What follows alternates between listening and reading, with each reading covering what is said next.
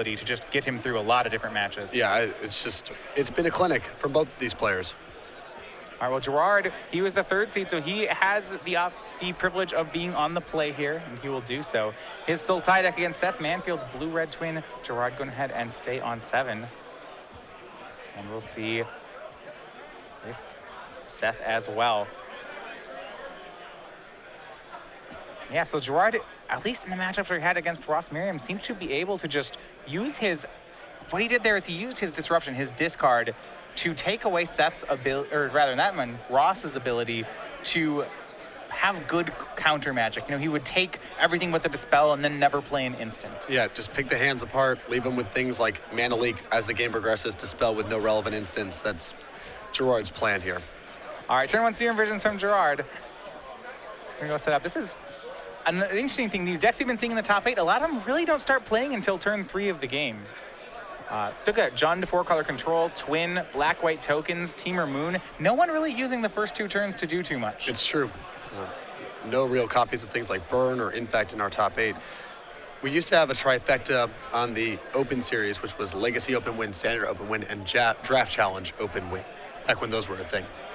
Now we have a new trifecta, which is Legacy, Standard, and Modern, and Gerard Fabiano with an opportunity to have the trifecta locked up, the first ever Modern Open Series. Now, you know, if you throw in Team Sealed, he's got all 4 of them, too. Sure. And I think he might have won a Draft Open, too, so that's all 5. Well, still needs an invitational, but right. Yeah, very impressive record on the SCG Open Series. I suppose the Players' Championship win as well, which he almost got in 2014. All right, back over to Gerard. Second land is Dark Slick Shores. We'll be passing back to Seth. Once again, these empty turns on the first couple turns really has made Serum Visions, I guess, the standout card of the top 8. I think almost every deck here in the top 8 running, with the exception of black-white tokens, has been running Serum Visions. Yeah, a much maligned cantrip relative to the power level of the Legacy cantrips, but clearly more than good enough for a very powerful format. All right, now on to turn 3, maybe where our action will begin. We're on Gerard Fabiano's side. It'll be Overgrown Tomb tapped. No plays here yet from him. It'll be back to Seth Manfield. He has a basic of each in play, Mountain and Island, and it'll just be a 3rd land from him. It is back to Gerard. And a critical card in the matchup, I think, for Gerard, not that you would think it's that important, is something like Tassiger. Because Gerard wants to get something into play while leaving up mana to protect himself. As the game progresses, Tassiger is just going to be a 1-mana 4/5. It's going to be hard for Seth to get it off the table. And if Seth initiates a counter war over it, well, Gerard can fire back with his own Mana Leaks and Cryptic Commands and so forth. Yeah, land 4 from Gerard is played. He passes the turn. Seth is going to fetch for another basic on end step, and we'll see whether or not he goes for one of his creatures on end step or has a play here.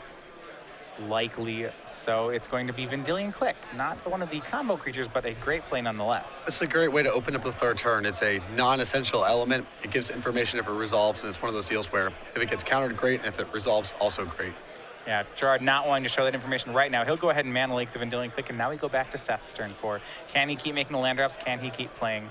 One thing we actually saw with the deck in the top 8 of Jeff Hoagland, and I guess also Ross Merriam too when he played Gerard earlier, is that the twin decks and just the blue decks in general have had a lot of trouble going late against Gerard's Sultai deck. Exactly, and you know, there's a lot of power in it. You know, cards like Cryptic Command and Snapcaster Mage, we know all about that. But I think a lot of it is also Gerard can apply pressure with cheap cards, be it Tassiger, be it Tarmogoyf, and that allows him to threaten the board while also leaving up his ability to counter things. Compare that to, say, John Sukenik's deck, where he really struggled to leave up counter spells and threaten pressure. Yeah, we go over to this turn. Seth going to main phase a Deceiver Exarch. He wants to untap his island. Gerard is going to hold with that trigger on the stack, however. Perhaps some sort of Abrupt Decay, some kill spell. That's just for Breeding Pool.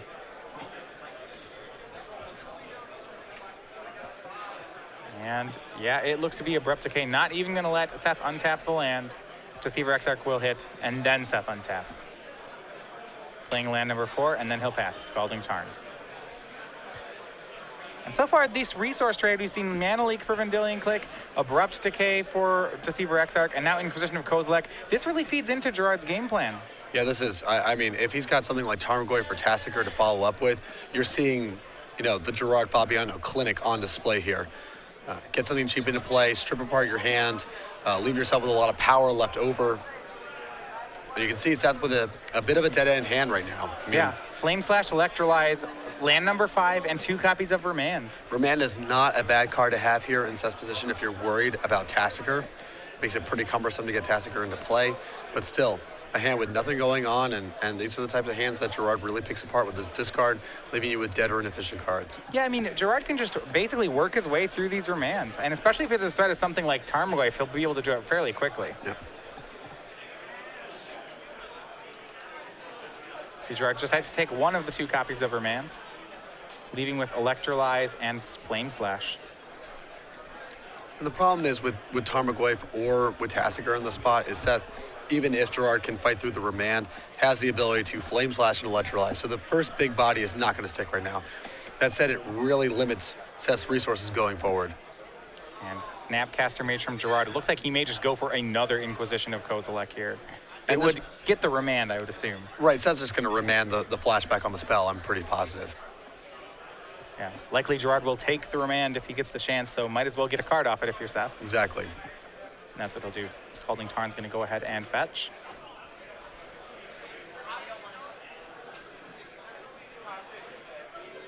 And it's a pretty aggressive play, actually, from Gerard, knowing that there's another remand for this line. Well, I assume he has something big that he's building towards right now. He's got to get through the remand anyway. This also might incentivize Seth to use his Electrolyze on the Snapcaster Mage, which means that if Gerard has one of his 5 toughest creatures, Tassiger or Tarmogoyf, now all of a sudden the coast is clear. So this is perhaps, yeah, a setup for Tassiger. Right. At some point, Seth's got a lot of cheap instants in his hand, a lot of ways to interact. You just have to slog through this stuff with non-critical pieces so you can eventually land something big like Tarmogoyf or Tassiger. And Remand on the flashback spell will draw a card for Seth. Land 5 from Gerard is another Darkslick Shores, and it'll go back over to Seth.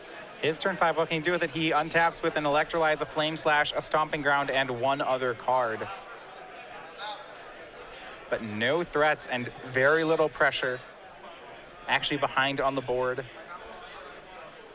And this is how we've really seen this Sultai deck just pick apart the twin decks this weekend. Right, everything that goes on is some piece of the puzzle. And Gerard's able to initiate these little fights, just throwing these jabs for so little mana and not these critical resources. And that's very punishing for Twin. Well, looks like there's a threat here from Seth. It's going to be a Pestermite. That was his draw for the turn. Go ahead and play it. Untapping. Looks like it could be an island, but we know that he doesn't have much. Well, he has one other card we don't know about. He drew a card off the remand and then one for turn. So don't know the last card. Stomping Ground is his play for the turn. So Electrolyze, Flame Slash, and 1 Mystery in his hand.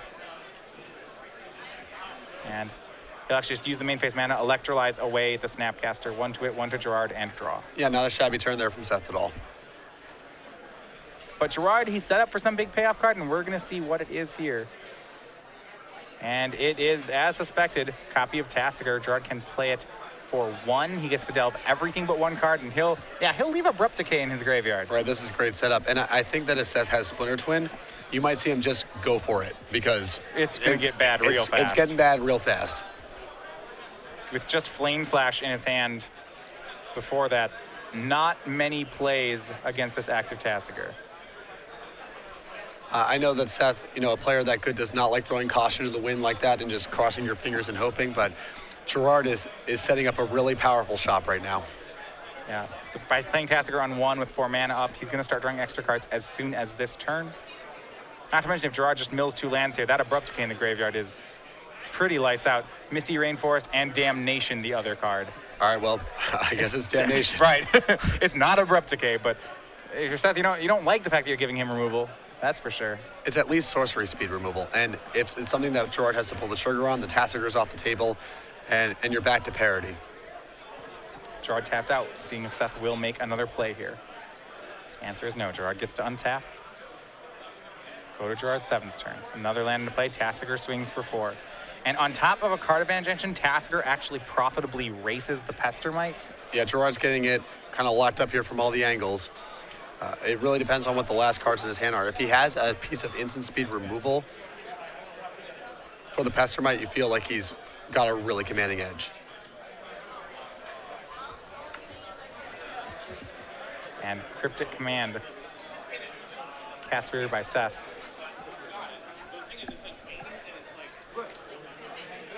Looking for the modes, but not going to matter. Gerard's going to go ahead and go for a Mana Leak on the Cryptic. Attempting to bounce draw off the on the Tassiger. Pestermite swings for 2 more. Gerard down to 11. And that's the second very powerful card now in the graveyard for Tassiger to get back. Yeah. Tasker activation, Ashiok, Snapcaster Mage, Mana Leak, and Abrupt Decay in the yard for Gerard now. I'm going to guess this is Ashiok. Yeah, I don't... there you go. Gives him the Ashiok. Seth can't let him have any of those other cards. Yeah, Tasker comes in. Seth goes down to 8. 2 more swings will make it lethal. Gerard going to go ahead and just deploy Tarmogoyf here. Ups the clock by a turn. Now 8 damage on his side. Can Seth draw into that Splinter Twin? And if he does Gerard have the removal anyway? Right, and I think Gerard is sitting on Cryptic Command as well in all of this. And here's Splinter Twin from Manfield. He did draw the card. Does Gerard have the counter? And if so, can Seth counter back? Here's his best shot. Yeah, Seth played very, very well to get the game to the spot to give himself the most chances at it. Tapping out Cryptic. Does Seth have the counter? What is his last card? Gerard will put him to the test. And it does work. The last card from Seth, not a counter spell. And game 1 goes to Gerard Fabiano. Yeah, big sweat there. Seth, with a lot of looks at it, played very, very well, but just could not find another counter spell to play back against that Cryptic Command. All right, game 1 in Gerard Fabiano's favor. And as those players go to sideboard, we will look at the sideboards as well. So starting out on Seth Manfield's side, this is a pretty tough matchup for him. And we've seen some players like Jeff Hoagland go for a Blood Moon style strategy against Gerard. What are your thoughts on that in this game? I think the Blood Moons are fine to bring in here. Gerard does have some workarounds. He's got 4 basic lands in the deck, but it is a way to steal the game and puts a lot of pressure on Gerard to play his counter spells in a particular fashion, just like we saw in the top 4 against Jonathan Skenek, where the risk of Blood Moon changes the way the game plays out. I think you're also going to see cards like Jace Architect, like Keranos, negate sort of the bigger and better stuff come in here as well, play a bit of a longer game. Yeah, on Gerard's side, just a lot more of interaction. We've seen him do this against Twin before. Extra Thoughtseize, Knight of Souls Betrayal, a great card against Splinter Twin. We've seen it really lock Twin players out of the game before. If Seth's on more of a value creature strategy, Knight of Souls Betrayal is really hard to get around. Right, it's just challenging on Vendilion Click, Snapcaster Mage, not to mention the combo. The Vendilion Click is just a good addition here of Thoughtseize. The Nature's Claim answers both Splinter Twin and Blood Moon if it happens to slip through the cracks. And the 2 copies of Spellskite will likely come in here as well, so they're more disruption for the combo. So some pretty interesting things with our leaderboard here. You see the 5 next to Gerard's name. With a win here, Gerard will launch himself into 2nd place in the Season 1 standings, actually putting himself within striking range of Jim Davis with just 2 events to go. Say 2 events to go because in 2 weeks we go to Dallas. We don't have an SCG Open next week because next week is when we're going to be going down to Miami for the Grand Prix. Yeah, we're going to have a Standard Grand Prix in Miami. We've been here before for a Grand Prix, which was an excellent story. Reed Duke winning that event. Next weekend, we've been writing the slides. A lot of stuff is planned here. I would suggest pre-registering if you haven't done that already. And we are very much looking forward to this event. StarCityGames.com/Grand Prix GP Miami, to find out more information right now. All right, yeah. Pretty exciting to have another open, or rather another Grand Prix run by SCG. You and Cedric are going to be covering it. Like I said, standard. And let me tell you, it's a great, if you're on the East Coast, or like for me in the Midwest, this is a great time of the year to take a trip to Miami. Oh, it is quite nice. I'm spoiled by living in San Diego, but we were down there for Miami, and last year over the summer, a little humid during the days, but very nice at night. And I think the winter time is about ideal to get down there. You know, yeah, it's certainly great there all the time. I'm not sure if my body would have the tolerance to go someplace cold also. So pretty happy to be going to Miami next weekend. All right. So Seth gets to be on the play for game 2. And with that, he does have some shot to try to just combo fast in this matchup, though it seems like that still is going to be pretty tough with the kind of cards Gerard's bringing. Right, I mean, you're looking at Mana Leak and Abrupt Decay. That's already a pretty challenging base to go off fast. Gerard also gets access to Spellskite, which makes it even harder. So I think Seth is basically going to try to do what you saw him do in the top 4, which is play a long game, try to use the more powerful cards in his deck, like Jace, Architect of Thought, Batterskull, Keranos, to threaten Gerard that way, while using the threat of the combo and the threat of Blood Moon to bottleneck Gerard's action, his proactive plan. Yeah. The big difference here versus the match that Seth just got through in the top 4 is Gerard can add something to the board that's very big, very threatening, and very cheap. It's very different than the Snapcaster Mage Lingering Souls plan that John Sukenik was on, which is very cumbersome in the face of Seth's counterspells and ability to deploy Blood Moon. Yeah, you look at it, I mean, first of all, he has discard spells, so that Seth can't actually just sculpt the perfect hand. And after that, yeah, Gerard does have some pretty lean and powerful threats. That one-mana Tasigur has just been great for him in these twin matchups. Yeah, and I've been really impressed by the synergy between Cryptic Command and Tasigur. You just pass with 4 mana up. It's not clear to your opponent whether or not you have Cryptic Command because you have something to do with the 4 mana anyway. If your opponent tries to do something, Cryptic Command's a great response. If your opponent tries to do nothing, Tasigur's a great way to use your 4 mana. Yeah, so it's interesting. So if you're in Seth's spot, you still try to go for the control plan, but it just doesn't. I don't know. If I'm in Seth's spot, I don't really know how much I expect it to work. Well, he does have some cards that are pretty easy to cut here. He's got 4 copies of Lightning Bolt. Those can pretty easily hit the bench. The electrolyzes are not great here, though possibly you just don't cut the electrolyze because the game goes on for a long time and it does something in cycles. But I think there's enough inefficient tools. He can get away from some of his copies of Splinter Twin. He wants to leave in some of the combo, but he certainly doesn't need all 4 copies because he's going to be de-emphasizing it a little bit.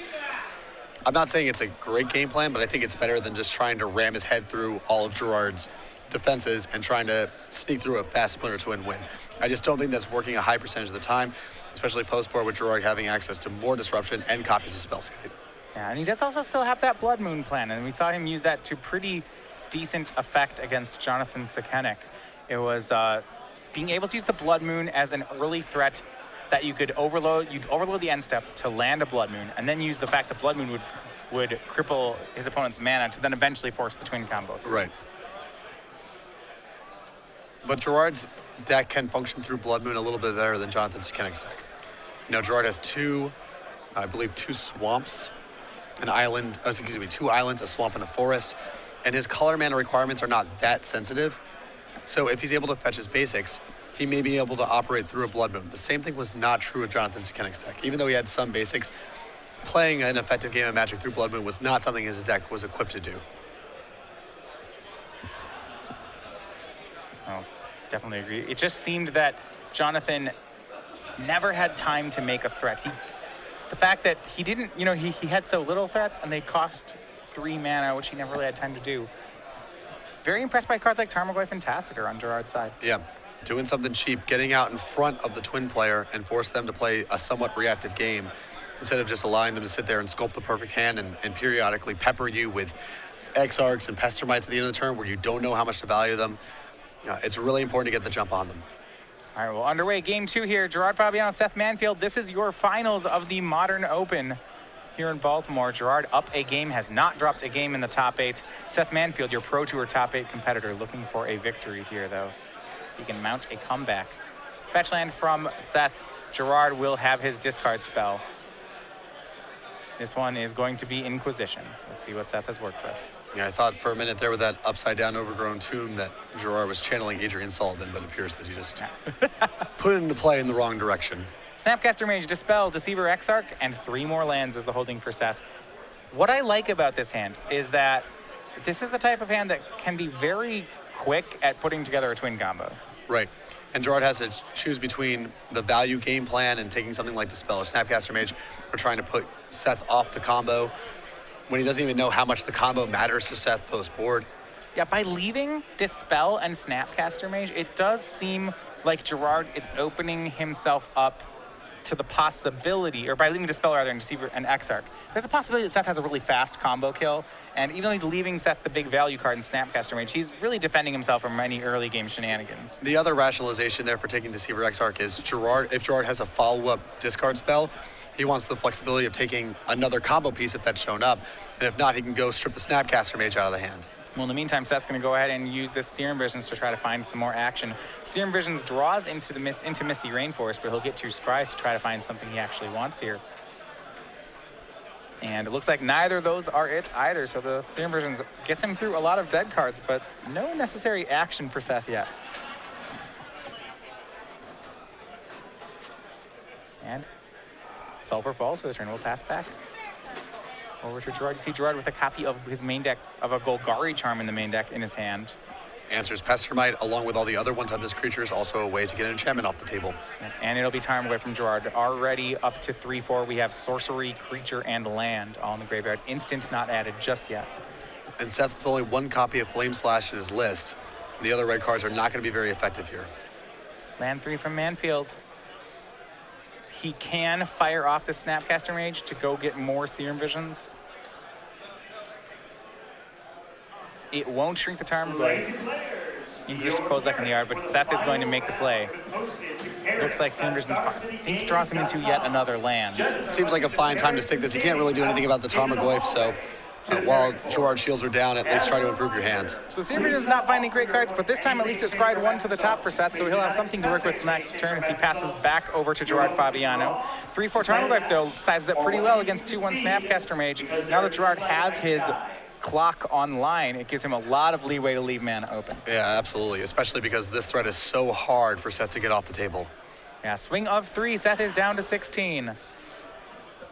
And looking over at Gerard's side, he is ready for a fight. Mana Leak, Golgari Charm, Maelstrom Pulse, and additional lands all available to him in his hand. All right. Please briefly review the standings. Yeah, you can see some confidence here. He's going to go ahead and shock for Breeding Pool. And it looks like it's going to be Snapcaster Mage on Inquisition. Going ahead and tap out once to see what Seth has added. And yeah, it is not much. Now 3 lands Dispel Remand. Right, and what's so good about this now is even if Blood Moon rolls off the top, Gerard's got 1 basic land in play and a sizable board presence. Yep, takes the Remand, so just Dispel left in Seth's hand. And as we saw in the match with Ross Miriam at the beginning of today, Dispel actually can be a pretty dead card against Gerard's deck. Yeah, Gerard's got some very solid targets, but there's very few in the deck, and when he knows about it, he can use his mana doing other things. Yeah, Serum Visions from Seth will let him once again search for something. This is his 3rd Serum Visions. The first 2 were not particularly helpful to him. One of the downsides with Serum Visions is that the actual draw off the card is pretty much done in the dark. Right. It's a variance reducing cantrip, not a variance crippling cantrip like some of the legacy analogs. It's just, oh yeah, this will find me whatever I need. It'll let you draw what you need next turn. It's somewhere in between Ancestral Recall and Demonic Tutor, I guess, Brainstorm. Serum Vision's kind of a different animal. That's not even that far off. That's the thing. Brainstorm is just that good. No, we go back over to Gerard's turn. Fulminator Mage among his cards here. One I wasn't sure if he would bring in. That shows a lot of respect, I think, for the Desolate Lighthouse in the matchup for him to board that in. Right, and it might also be just a function of trying to get some of his less efficient tools out of the deck. Not everything he's dealing with is very good here. Like Thorad Tusk, for example, I think can pretty safely hit the bench. Swing from Gerard, the Snapcaster Mage's trade, but Tarmogoyf crashes in for 4. Now instant added with that Remand. Seth will drop down to 12. It's only 3 more attacks away from being lethal as we go back to Seth's turn. Mana Leak and Maelstrom Pulse left over in Gerard's hand. It's got some action. Golgari Charm as well. No land that turn from Gerard, so Seth could pull ahead on lands here. You see Desolate Lighthouse is playing his land for the turn. A pretty good one at that. Right, but still the difference here between Gerard's deck and Jonathan's deck. Yes, Seth is pulling ahead on lands, but he may not have that much time to leverage it. Yeah, there sure is a Tarmogoyf here as Seth goes down to 8 on this attack. All right, legacy players, I want to remind He does not have many turns to set up what he needs to do. Do not use any And step, Deceiver Exarch from Manfield. With that, welcome to round 9. Good luck. Have fun. We know Gerard has some counter magic, but he knows Seth has Dispel. Gerard may not be able to fight the counter where he wants to fight. He does have Golgari Charm and could. We've talked about how there's that awkward fight when you have a creature with Splinter Twin on it and Golgari Charm facing off against each other. Right, I think that I like getting the Mana Leak to be played at this spot. I guess the flip side is that if he commits the 2 mana, Seth fires back with his Dispel, taps into the land, and now Golgari Charms off the table. So Gerard kind of has to keep it honest here. Yep, and he's just going to go ahead and let the land get tapped. And Seth wills, this is going to be the turn. He's going to make his move. It is Splinter Twin. And now Gerard can only react with one thing. It's either Golgari Charm or Mana Leak. Neither of those are good enough in the face of the Dispel. Well, he can Mana Leak here. Seth can Dispel back. And yeah, you're right. He can't use Golgari Charm, and that'll be it for Manfield. Yeah, great sequencing there, and you can see the jam that Gerard got into when Seth cast the Deceiver Exarch. The Golgari Charm does nothing in that spot, and if he plays the Mana Leak, he knows Seth can fire back with the Dispel, then taps another land. There's no way for Gerard to play both of his spells there the Golgari Charm and the Mana Leak cannot be deployed in the same turn. Exarch's going to get his land. Right, and for Gerard to get out of that jam, he needs to be able to cast both Mana Leak and Golgari Charm to good effect, and Seth prevented him from doing that. Yeah, and you see that? That's, mentioned in one turn that Gerard had missed his 5th land drop, and it seemed pretty innocuous. Gerard with, some good control cards in hand and a Tarmogoyf beating in. How much could the 5th land cost you? And it turns out it costs quite a bit. Absolutely.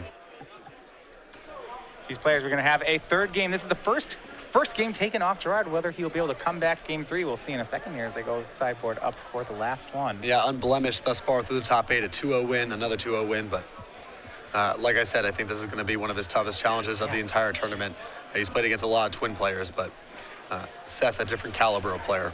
Yeah, even though Seth takes game 2, it still feels like he is just hanging on in this matchup. Yeah, I think this also might be Seth's biggest challenge of the tournament as well, both in terms of matchup and player quality on the other side of the table. Now, for those of you looking toward our schedule, one thing we announced the remaining schedules of our year a little bit ago. We're going to look at our quarter 3 schedule. This is the one that starts in the middle of June. It builds up toward our 3rd Invitational here on the East Coast in New Jersey. Starting June 12th and 14th, we're hosting Modern, and this isn't an SCG Open. This is a Modern Grand Prix over in Charlotte. Yeah, and so we've had a record-breaking limited Grand Prix back in the day in Charlotte. We've also had a record-breaking Modern Grand Prix in Richmond. I'm pretty sure Charlotte's going to be a huge event. We then go to Indianapolis, Baltimore, and Chicago for the first time in Open Series history for Standard Opens. Richmond after that, a Modern Open very close to here in DC, a Standard Grand Prix in London, August 14th through 16th, then a Legacy Open back in Charlotte, and then the Season 3 Invitational in New Jersey. Standard and Legacy as the Invitational formats with a Standard Open Series attached, August 28th through 30th with me, you, and Cedric Phillips calling the show. All right, pretty good lineup of events there in Season 3. Players going back, checking each other's deck lists. Remember, that's something you do get to do in the top 8.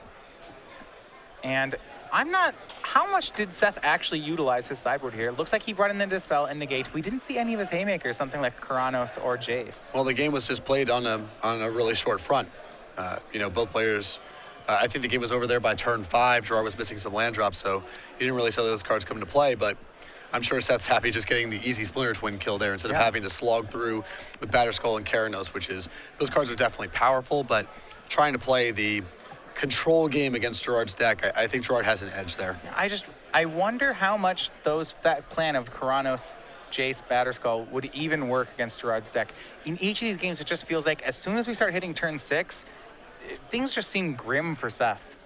That is true, but I just don't know how the cards he boards out don't do anything. Right, he's got these 4 lightning bolts that I feel are very easy to cut, and there really aren't that many sideboard slots you need to bring in to have the control package. You're looking at a couple counter spells. Those are pretty easy to bring in, the Dispel and the Negate. After that, do you have Blood Moon, yes or no? And if the answer is no, then Karanos and Batterskull and Jace have to look like the next most attractive options.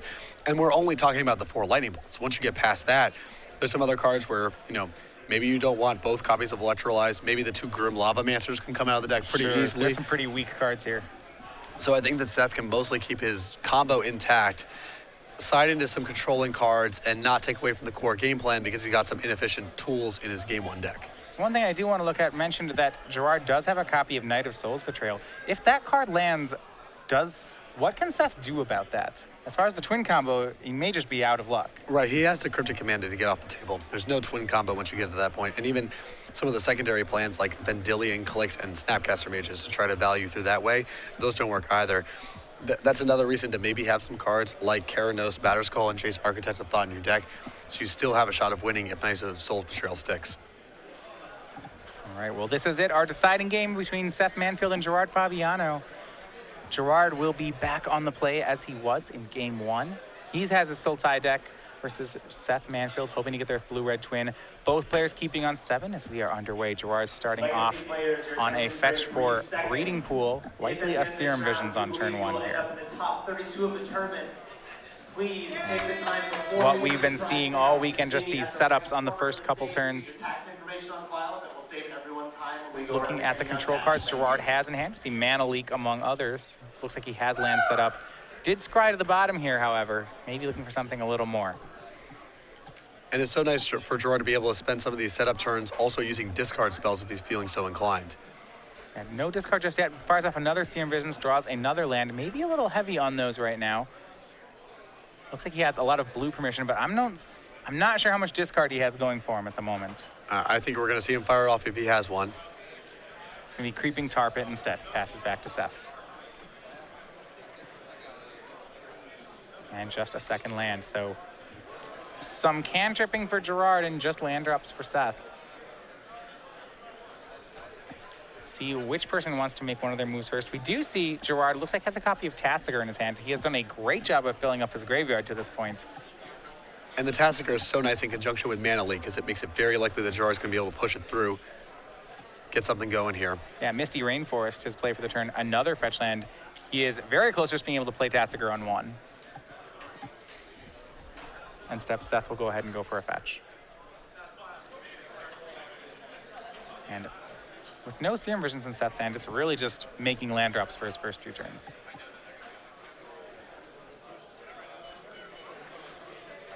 But, you know, it's a little easy to say, a little early to say, but so far so good for Gerard, making his land drops, more land drops left over in hand.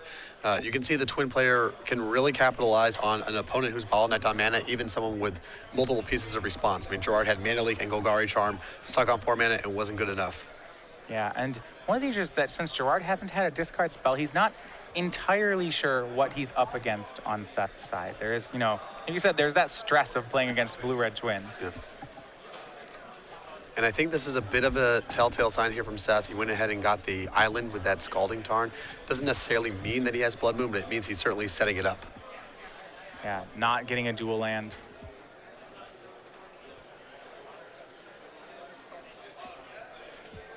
And we'll go back over to Gerard, end step fetch. He's going to go for the first play. This is going to be an end turn Vendilion Click from Fabiano. Give him that information on Seth's hand to use. Also get him a threat in play. Right, use your mana at the end of Seth's turn, untap and go into your turn with all of your mana. That's more or less the game plan here. And if something happens to this Vendilion Click, that gives an opportunity for Gerard to push through Tassiger for only 1 mana, which is great as well. Gerard's at a spot where he doesn't even really care if this Vendilion Click gets hit with an Electrolyze, which is really saying a lot. Yeah, now Seth does have an opportunity. He could resolve one of his 1/4s in this situation. But you're right, it is going to be Electrolyze. Seth keeping those in for the 2-for-1. And now we'll get to see Seth's hand. It is Negate, Remand, Snapcaster Mage, 2 additional lands, one of which is Desolate Lighthouse. Pretty big deal. Dispel and V-Click. Yeah, Gerard going to do us a solid here by actually laying out the hand. No answer to Tassiger forthcoming. Yeah, and that is significant. No combo in hand, but a very powerful hand. That said, we know Gerard has the Tassiger, and with 5 cards in his graveyard, that just may be enough. They're certainly put a lot of pressure on Seth to get something going here. This feels like the type of hand where you're either taking Snapcaster Mage or you're taking nothing. I don't think the counterspells matter all that much. Vendilion Click also a fine option here, but I don't think Gerard has to worry too much about the counterspells in hand if his plan is to get Tassiger into play. And that's the kind of situation, you know, that sort of hand would have been just excellent against Jonathan Sekenik's deck last round.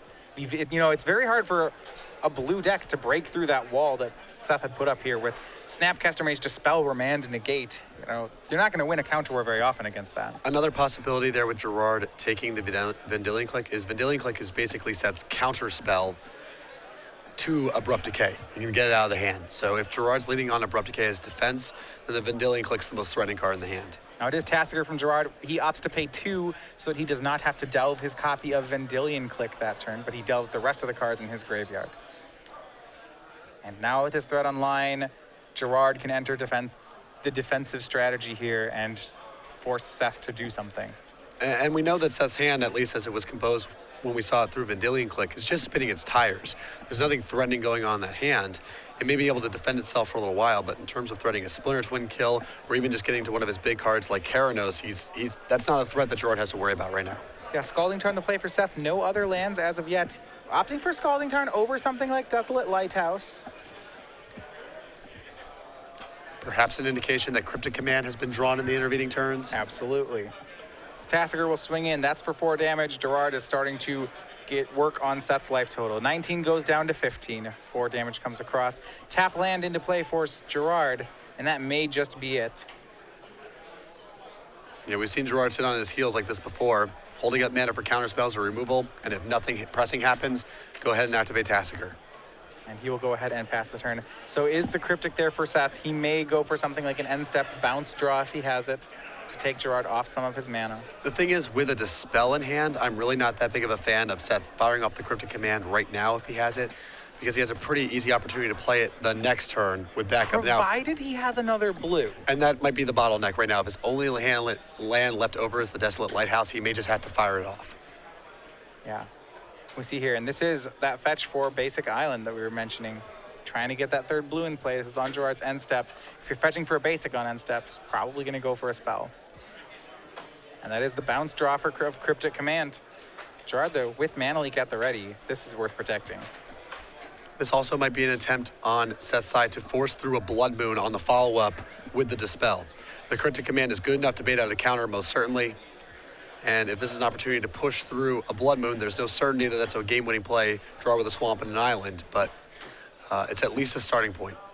Land 5 is the Desolate Lighthouse from Manfield. Those are the two lands Gerard knew about.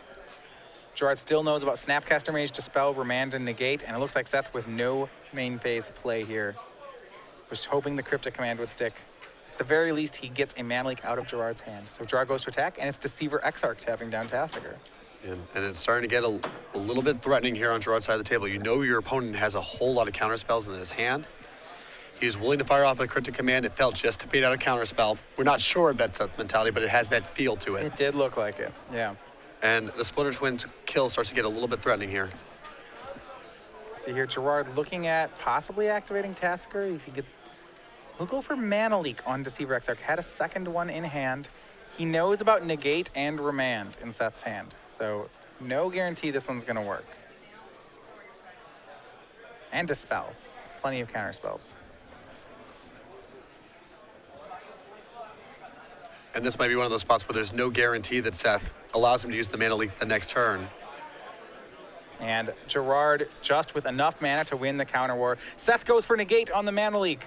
Gerard, Snapcaster Mage on another Mana Leak to Mana Leak the Negate, and the counter war goes in Gerard's favor in a big way. Yeah, that's a huge deal. I mean, if that Deceiver Exarch gets into play, it's not like Gerard suddenly losing the game. Seth still needs to find Splinter Twin, but with all the permissions Seth has access to, it starts getting very dangerous. As long as the board's clear, Gerard's in full command of the game. Yeah, with a Deceiver Exarch in play and a Dispel in hand, Seth is really just a top deck Splinterton away from winning the game. Gerard, do not believe, has one of his copies of Abrupt Decay in hand to put a stop to that.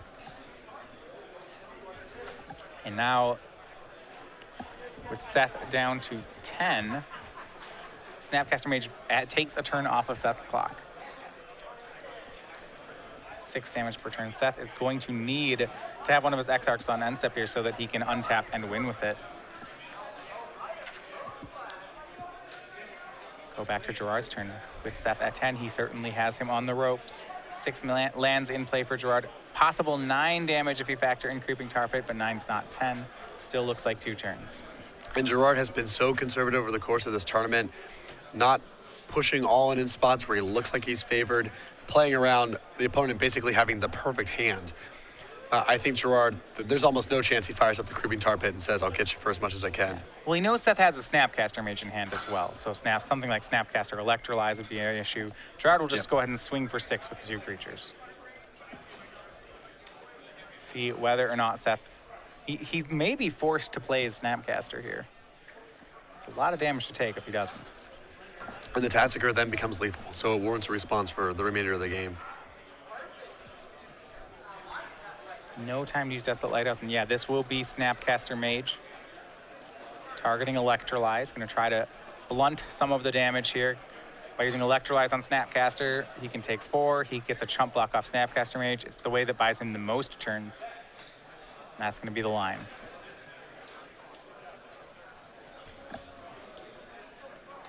Gerard down to 15, Seth down to 6, but draws a card.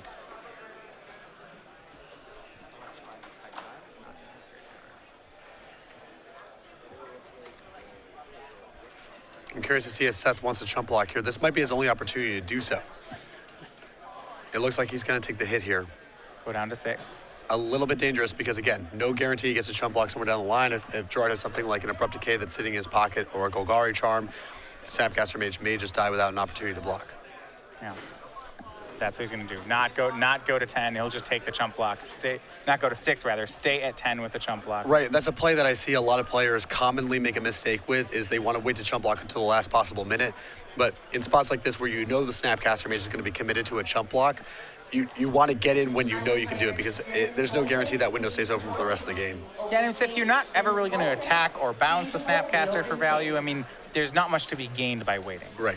And Gerard is going to go ahead and go for the aggressive kill here. Tarmogoyf made this turn. Tarmogoyf is currently a 3-4. But you see Gerard, no cards in hand. Yeah, So shields it's are down. very possible that Seth can cobble together the kill. He did get a draw off Electrise, another draw for the turn. He has land 6 in play. If he has the combo together, he may be able to get this. It looks like he can take maybe an attack for 1 turn. Well, Gerard still has that Creeping Tar Pit, and if Gerard finds no defense, he can fire up the Creeping Tar Pit and try to go for it right now. Yeah, Tassiger going to get 2 cards in the graveyard. Certainly, Gerard won't get the copy of Abrupt Decay. We see Manaleek, Snapcaster Mage, Tarmogoyf.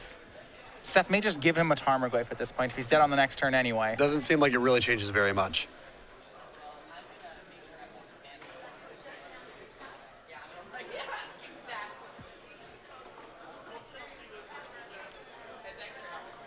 I mean, all the instants seem like they're much more punishing. Yeah, Tarmogoyf is the card given. So now Gerard getting to untap. Seth is at 10. Gerard with 7 power in play, 10 with the Creeping Tar Pit. By acting Tar Pit, it certainly would force Seth to have the Deceiver Exarch. That said, Seth may already be forced to have the Deceiver Exarch. Yeah, and this is the kind of spot where, you know, Gerard would like to find a piece of disruption. Activating Tassiger is no guarantee that that happens, because if he just flips over something that's not that impactful, even at this point, Snapcaster Mage doesn't necessarily facilitate Right. anything.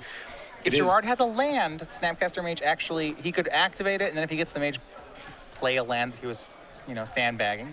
There are lines, but... Yeah, right now what Gerard's looking for is, do I have a line of play other than fire up Creeping Tar Pit and hope for the best? That said, we know actually that Seth still has both Dispel and Remand in his hand. So really, Counter War isn't going to go well for Gerard here. Yeah, and I think he's drawing the same conclusion. Yeah. Let's make him have the Exarch. Activates Creeping Tar Pit. Snapcaster Mage is the play for Seth. And he's going to have a Cryptic Command, so he's going to get to survive for another turn, go to 9. Doesn't have the combo yet, but he's going to get some chances to find it. He gets a lot of looks. And talking a lot about how this has been a great matchup for Gerard can't also speak to the fact that Seth doing a great job of just staying alive long enough to try to combo. A lot of matchups look a lot different when you have 2 incredibly skilled players going at it. Here's Cryptic Command from Seth. It'll tap the team and draw a card. I think both of these players would say this matchup is good for me because they're typically playing against players much worse. Well, I don't know if Seth can say that because I'm not sure Seth really plays against Sultai all the time. But Sure, if right. this was just a deck list that popped up in a tournament. Completely agree. No targeting on the Cryptic Command, so Gerard's just going to need to have a counterspell, which he doesn't. So team's taps, Seth draws a card, and he'll take 0 this turn. And Gerard, he'll play that other Tarmogoyf, play land number 8, and pass.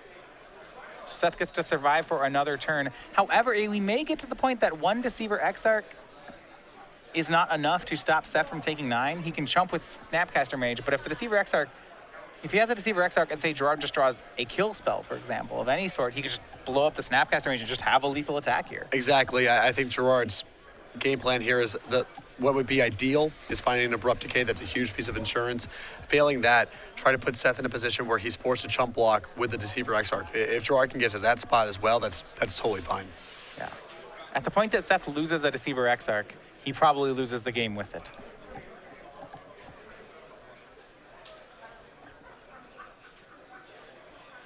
We'll see Desolate Lighthouse from Seth. If he finds an Exarch and has a land in hand, he can still make it.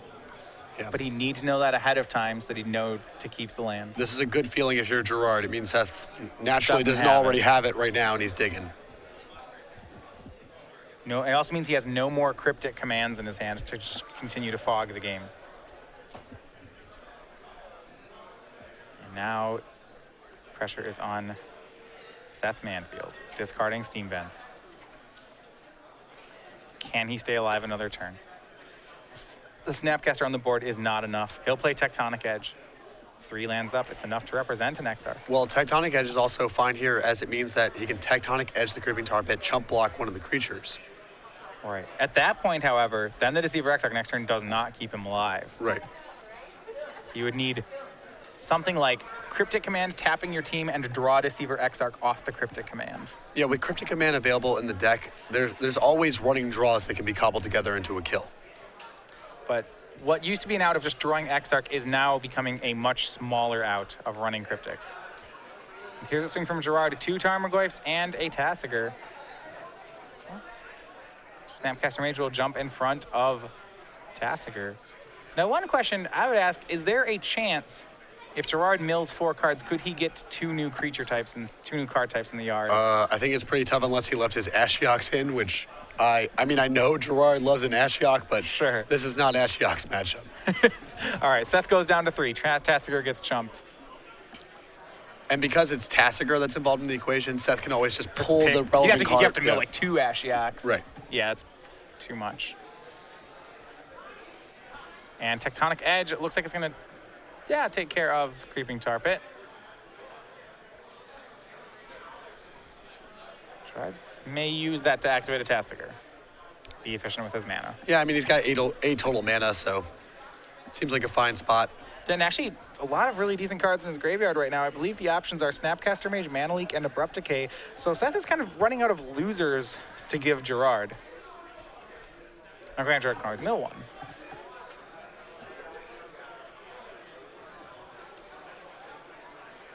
And Gerard just trying to be very careful with the way the mana gets tapped here. And here we see a mill of 2. The first one is Inquisition of Kozilek. The next one is Mana Leak. I guess if Seth's hope is to draw Cryptic into Deceiver Exarch, he can give him the Inquisition. Correct, because then Splinter Twin is still, in this hypothetical world, Splinter Twin is still a live draw. Right, and it does not work, and there you have it. Gerard Fabiano does pull through, and 2-1 defeats Seth Manfield, and he is your Star City Games Baltimore Open champion. Our first ever modern Open Series event, Gerard Fabiano, winner of an Open earlier this year, winner of a Grand Prix in 2014 in this very city. Naturally, the first ever Standard Open, Legacy Open, and Modern Open Series winner. He's been almost on his own island